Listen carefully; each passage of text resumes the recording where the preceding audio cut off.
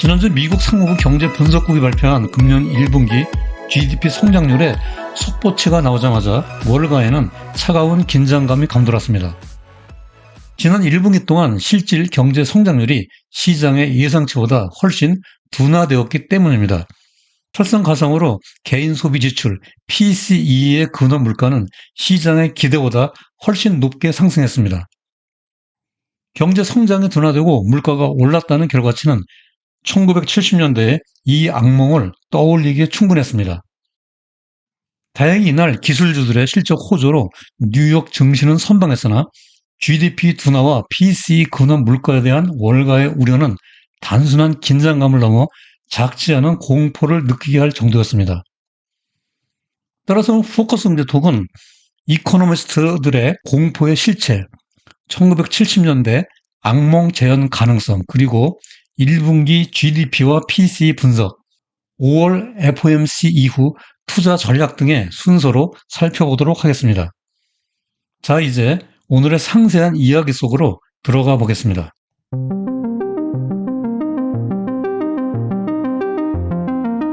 안녕하세요. 포커스 금제톡의 오버 박사입니다. 오늘은 먼저 지난주 미국 GDP 성장률 발표 결과를 보도한 주요 경제지의 헤드라인 기사 내용으로 시작해 보도록 하겠습니다.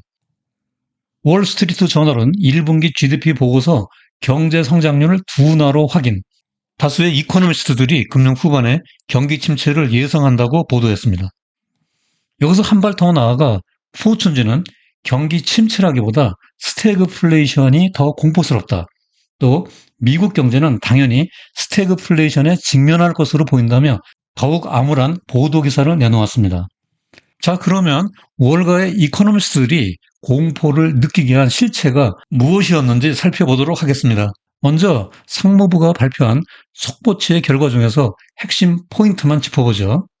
왼쪽 그래프에서 금년 1분기 실질 GDP 성장률이 1.1%를 기록하여 시장 예상치인 1.9%보다 훨씬 낮았고 전분기 2.6%보다 무려 1.5%포인트나 하락했습니다.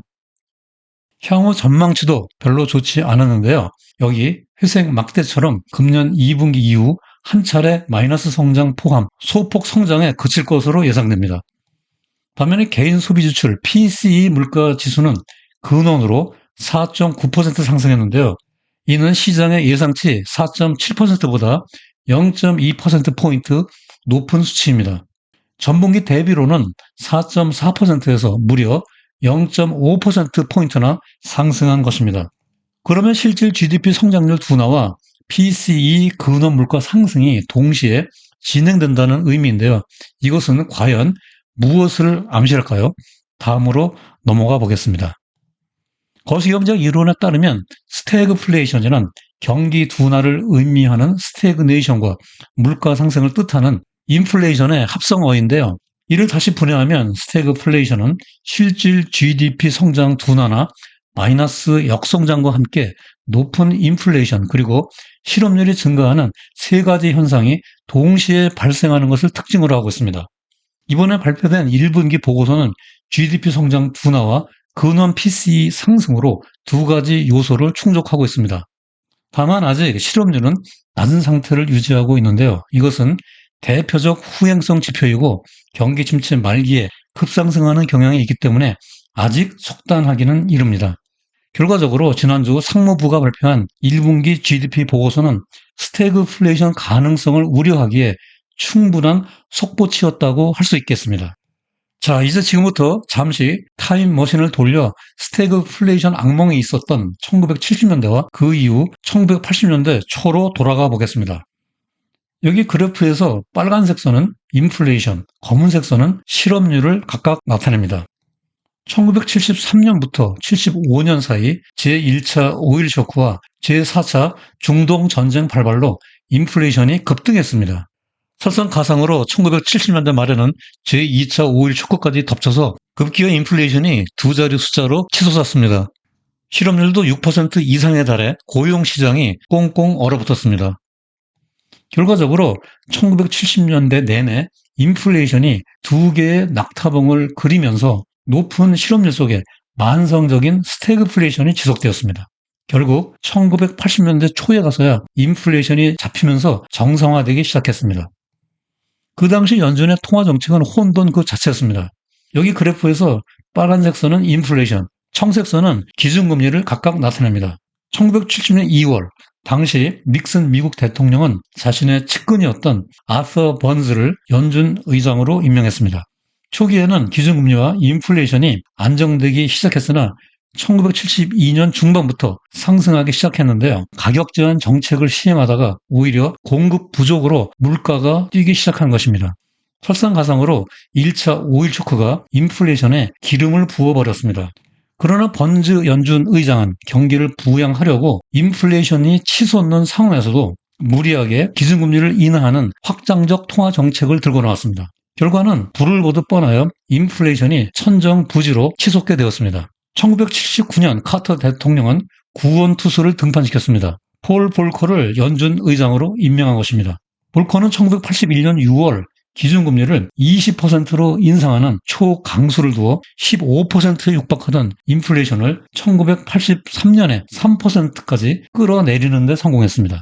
고금리를 견디지 못한 기업들이 줄도선하고 실업자들이 거리에 넘쳐나자 볼커는 호신용 권총을 차고 다닐 정도였습니다. 마침내 1970년대를 짓누르고 있었던 스태그플레이션의 망령이 사라지기 시작했습니다. 결과적으로 아서 번즈는 역대 최악의 연준 의장으로, 폴 볼커는 불굴의 인플레이션 파이터로 기억되고 있습니다. 여기서 뽀순이가 묻습니다. 그러면 GDP라는 경제 지표가 도대체 무엇이길래 그 결과 발표가 나오자마자 그렇게들 놀라는 거야? 이에 뽀시기가 대답합니다. GDP란 경제생활에서 누구나가 필수적으로 알고 있어야 할 경제 용어라고 할 수 있는데 그러면 그 기본 개념부터 알아볼까? 그렇습니다. GDP란 쉽게 비유하자면 한 나라의 살림살이 규모라고 할 수 있습니다. GDP는 네 가지 구성 요소로 나누어 볼 수 있는데요. 여기 가운데의 그림에서와 같이 개인 소비, personal consumption, 기업의 투자, business investment, 정부 지출, government spending, 그리고 수출에서 수입을 뺀 순수출, net export로 구분됩니다. 그러면 GDP와 GNP는 어떻게 다를까요? 왼쪽 그림에서 국민 총생산, GNP, Gross National Product는 대한민국 국민이 국경과 상관없이 1년 동안 생산한 재화와 서비스의 합계입니다. 프로축구로 비유하자면 국내파인 이동국 선수와 해외파인 손흥민 선수의 연봉을 합한 개념입니다. 그러므로 GNP는 국경에 상관없이 국민이 기준이 됩니다. 이에 반해 국내 총생산, GDP, 즉 Gross Domestic Product는 대한민국의 국경 안에서 1년 동안 생산된 재화와 서비스의 합계입니다. 이것은 국내파 이동국 선수와 외국인 출신 벤투 전 국가대표 감독의 연봉을 합한 개념입니다. 따라서 GDP는 국적에 상관없이 국경과 국내라는 기준이 우선입니다. 그런데 국가마다 경제 구조에 따라서 GDP에서 차지하고 있는 비중이 서로 다릅니다. 여기 오른쪽 그래프에서 보듯이 미국은 소비가 70%를 차지하고 있고요. 수출은 12%밖에 안 됩니다. 반면에 한국은 소비가 48%로 절반 이하이고 수출이 무려 43%를 차지합니다. 따라서 미국은 내수 주도형 소비 경제, 한국은 수출 주도형 개방 경제 구조라고 할 수 있겠습니다. 자, 이제 기본 개념을 확실히 이해했으니까 미국의 금년 1분기 GDP 성장률과 3월 개인 소비 지출, PCE 데이터를 좀 더 자세하게 뜯어보겠습니다. 왼쪽 그래프는 금년 1분기 미국의 GDP 성장률을 부문별로 분석한 자료인데요. 먼저 헤드라인 GDP 성장률이 1.1%로 작년 4분기 2.6%보다 1.5%포인트 하락했습니다. 여기서 하락을 주도한 부문은 재고로서 2.3% 감소했습니다. 반면에 개인 소비는 3.7% 증가하여 상승을 이끌었습니다. 따라서 헤드라인 GDP는 둔화되었지만 부문별로 보면 소비, 그 중에서도 서비스와 내구재의 소비가 견조하므로 큰 문제가 없다는 분석입니다.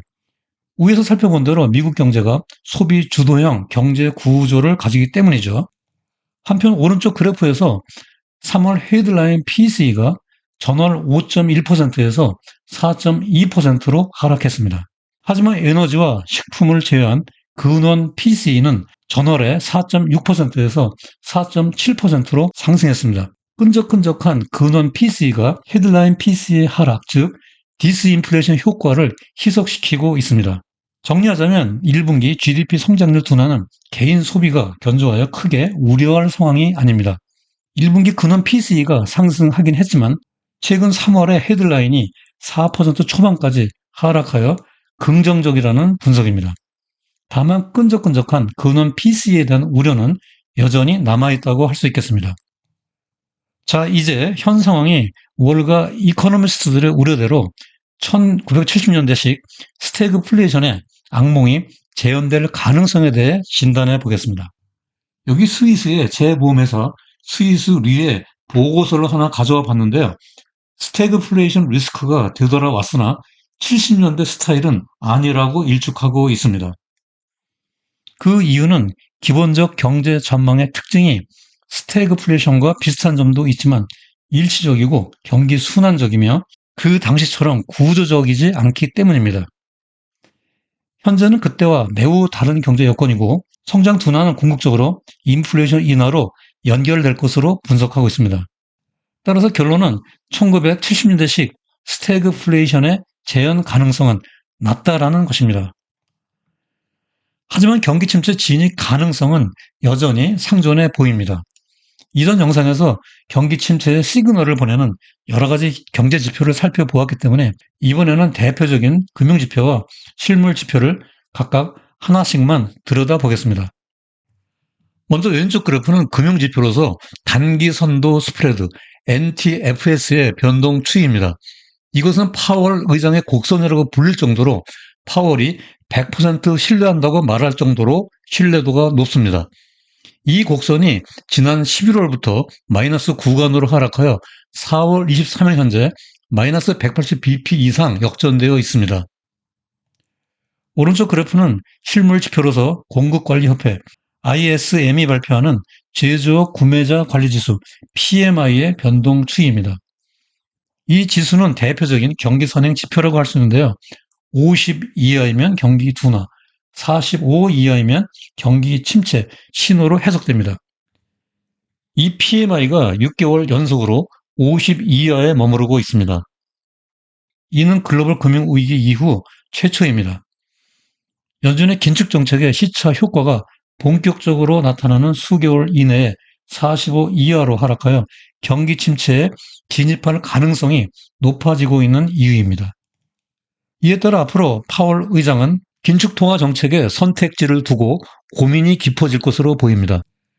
인플레이션을 확실하게 잡느냐 아니면 경기 침체 진입을 방어해야 하느냐의 기로에 서 있기 때문입니다. 여기다 최근 퍼스트 리퍼블릭 은행을 포함하여 4개 지역은행의 파산으로 빨간불이 켜진 금융 시스템의 안정이라는 추가적인 변수가 발생하여 그 어느 때보다도 파월의 셈법이 복잡해져 있습니다. 그러나 5월 또는 6월 FOMC에서 최종 금리에 달하여 연준의 긴축 사이클이 거의 마지막 단계에 와 있다는 것이 확실하다고 할 수 있겠습니다. 파월 의장은 작년 8월 잭슨홀 경제정책 심포지움에서 1980년대 초 볼커 시대를 다음과 같이 평가했습니다. 그 당시 디스인플레이션의 성공은 그 이전 15년간에 걸친 높은 인플레이션을 잡으려고 시도했던 여러 번의 정책적인 실수를 반복한 끝에 가능했다. 이 말 속에는 인플레이션 2% 목표 달성을 위한 파월 의장의 단호한 의지가 담겨져 있다고 볼 수 있습니다. 따라서 이러한 과거의 학습 효과로 1970년대 시기에 스태그플레이션과 같은 최악의 상황은 벌어지지 않을 것으로 보입니다. 다만 지난 3월 FOMC 의사록에서도 밝혔듯이 경기 침체 가능성 진입에 대해서는 항상 문을 열어놓고 있어야 합니다. 따라서 과거에 있었던 경기 침체 사례를 분석해보고 각자의 투자 전략에 참고할 필요가 있습니다. 여기 왼쪽 그래프는 S&P 500 지수 기준으로 2차 대전 이후에 있었던 11번의 약세장에 대한 블룸버그의 데이터 분석 자료인데요. 이 기간 중 경기 침체를 동반한 약세장이 8번, 경기 침체 없이 지나간 약세장이 3번 있었습니다. 동반했을 때 하락률 마이너스 38%, 미동반 시 마이너스 28%를 기록했고요. 반등 후 1년 이내에 주가 상승률이 각각 49%와 29%에 달했습니다. 이로부터 경기 침체가 오건 안 오건 약세장보다 반등 후에 강세장이 더욱 길고 주가 상승률이 높았다는 팩트를 확인할 수 있습니다. 따라서 역발상 측면에서 보면 약세장과 경기 침체와 같은 악재는 오히려 투자에서 성공할 수 있는 절호의 기회라고 할 수 있겠습니다. 그리고 오른쪽 그래프로부터 대공황 이후 90여 년간 경기 침체 기간 중에 S&P 500의 바닥이 형성되었다는 팩트에 유의해야 합니다. 결과적으로 경기 침체 전에는 채권 비중을 확대하고 경기 침체에 진입하고 나서 형성되는 바닥을 전후로 주식을 적극적으로 분할 매수해 나가는 것이 바람직한 투자 전략이라고 할 수 있겠습니다. 자, 이제 오늘 영상의 결론과 투자 전략을 포커스 포인트로 정리해 보겠습니다. 결론적으로 1970년대식 스태그플레이션의 재현 가능성은 제한적이나 향후 12개월 이내에 경기 침체에 진입할 확률은 높다라고 할 수 있습니다. 따라서 이제부터 투자의 대가들이 조언하는 기본 원칙에 충실하는 투자 전략을 세우는 것이 중요합니다. 첫 번째로 분산 투자, 곧 자산 배분으로 부를 보존하고 집중 투자로 재산을 쌓으라는 워런 버핏의 조언에 귀를 기울여야 합니다. 그렇습니다. 경기 침체기에 보수적인 자산 배분 전략의 중요성은 아무리 강조해도 지나침이 없습니다. 현금 비중을 확보하고 안전 자산으로서 달러와 금 보유를 늘리며 채권, 특히 장기채의 투자 비중을 확대하고 주식은 경기 침체의 바닥 형성 전후에 분할 매수로 접근해 나가는 것이 바람직합니다. 여기서 자산 배분 비율은 각자의 투자 성향에 따라 정하면 될 것입니다. 두 번째로 유럽의 워런 버핏이라고 불리고 돈 뜨겁게 사랑하고 차갑게 다루어라 라는 명작의 저자인 앙드레 코스톨라니가 제시하는 달걀 투자 전략에 충실하는 것입니다. 현 상황은 FOMC의 긴축 사이클 막바지에 와 있기 때문에 오른쪽에 하강 국면이 전개될 것입니다. 이 국면에서는 팔고 기다렸다가 금리 저점에 다다르기 전후에 다시 매수하는 투자 전략이 유효합니다. 이러한 기본 원칙과 투자 철학에 충실함으로써 경기 침체에 먹구름이 밀려오더라도 이를 슬기롭게 이겨내야 합니다. 포커스 네트워크는 매번 영상의 방송 대본을 블로그 우보의 경제나무에 업로드해드리고 있습니다.